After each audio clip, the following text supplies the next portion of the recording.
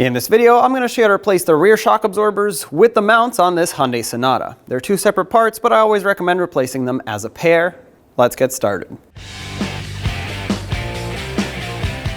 Use a 21mm socket, remove all 5 lug nuts, and then pull the wheel off. Keep in mind, if your vehicle has these hubcaps, they will want to come off as soon as you pull the lug nuts off, so remove those as well.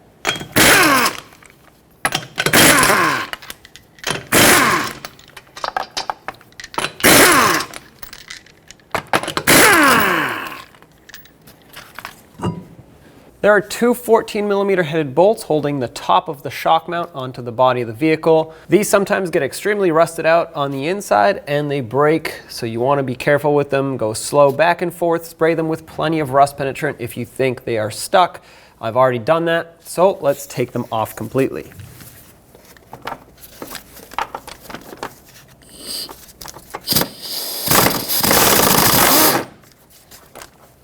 There's one. And the other one. There's a little tab here. You can use this to pry the mount down and just make sure that this separates from the body of the vehicle. You might need to hammer it a little bit. There we go. Follow the shock absorber down and you'll see where it bolts on with a 19mm headed mounting nut onto the stud coming out of the knuckle. Let's take this off.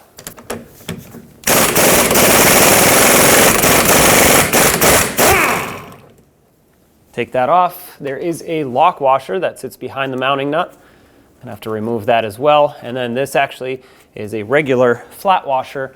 Gonna have to remove that too. Sometimes it's easy to break it free by just pulling on the shock. If that doesn't work, just take a pry bar or chisel, get it right in between the rubber bushing and the washer, and tap it in with a hammer.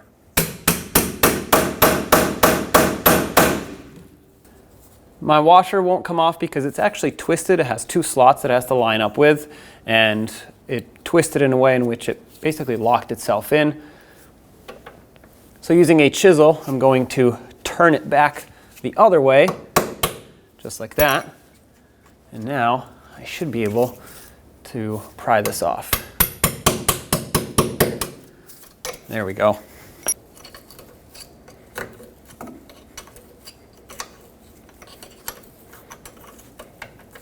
All right, get this off of here, and now we can take the shock off. Now, the inner sleeve, a lot of times, will actually seize onto this stud.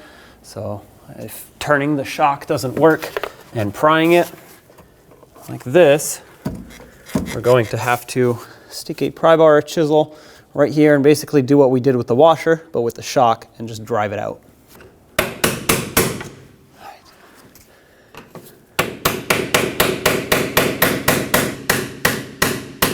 There we go. All right, now you grab the shock and wiggle it, and there it is. This stud needs to be cleaned up. I'm going to start by wiping it. That way I can see what's happening here.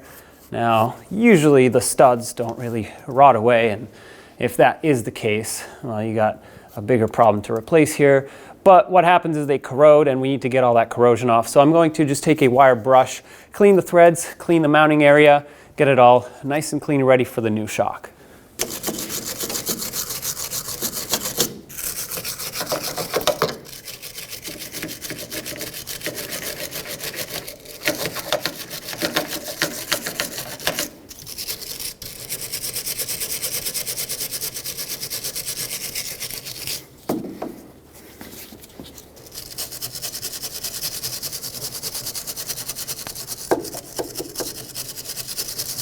Doesn't have to look perfect, but get it as clean as you can. Apply some anti-seize to the base of this stud where the shock mounts, just so we can prevent this from happening in the future when it has to come off next time. You don't need a lot. Actually, a lot of it is just going to get pushed off, but just coat it, nice and thin layer. Even here, a little bit on the threads wouldn't hurt, just because the shock is actually going to sit slightly over with those washers.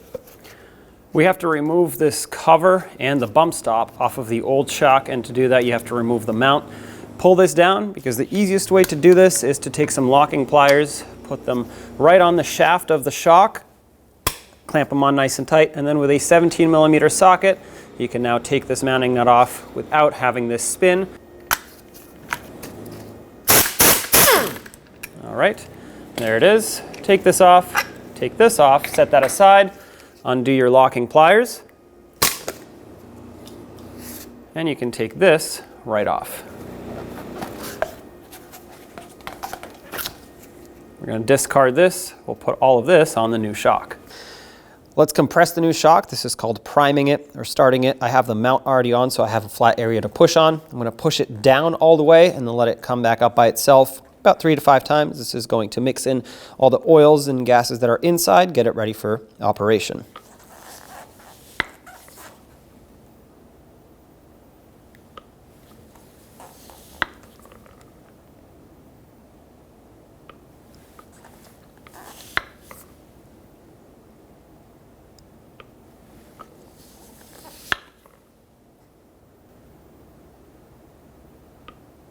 Put the bump stop on, slide it over the boot. That slides all the way down on the bump stop just like that.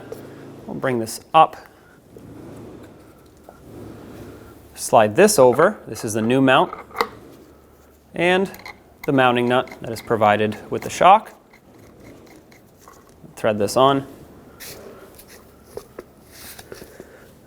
Now what you can do is, because the shock will actually never go down into the base of it with this upper part, you can use locking pliers here, or you could just use some pliers or a wrench up here, tighten this with a wrench.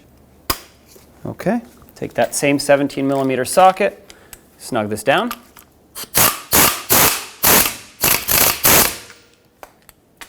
Once this is snugged up, you can release your pliers.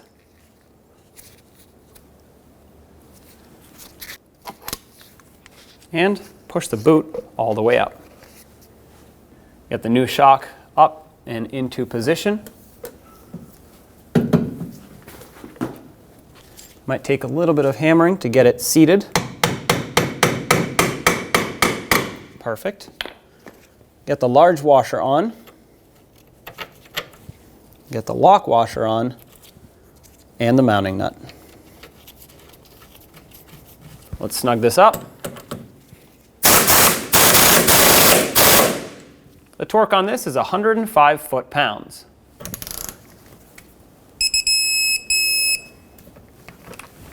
I have a pole jack because I'm on a lift, but if you're on the ground, you're most likely going to have to use a floor jack to raise up the suspension because the shock won't actually reach all the way to the top.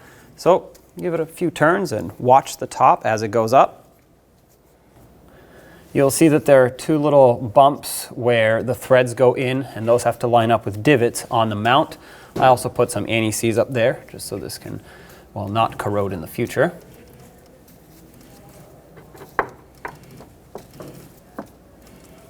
Perfect. Once that's lined up, thread the bolts right in.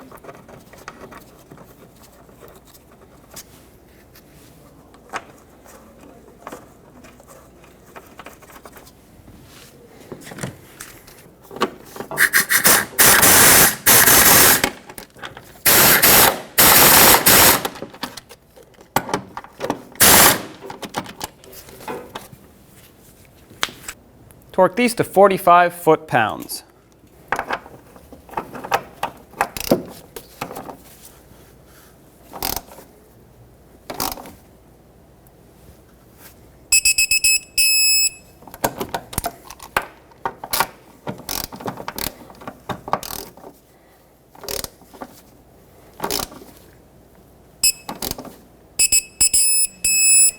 Remove whatever support you had in place.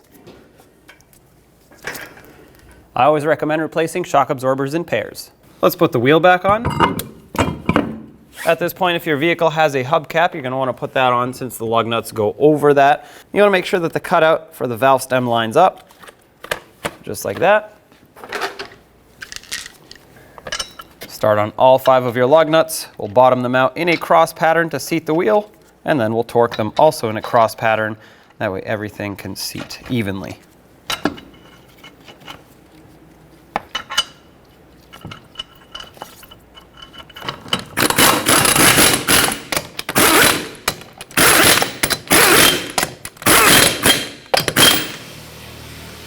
79 foot-pounds in a cross pattern. Here we go.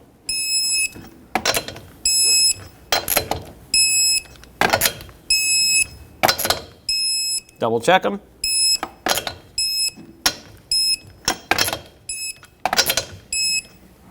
All right, that's torqued. When only the best will do, demand TRQ. The only company that lets you view before you do. TRQ is committed to offering the highest quality aftermarket auto parts that are engineered for peace of mind. Thanks for using and viewing with TRQ.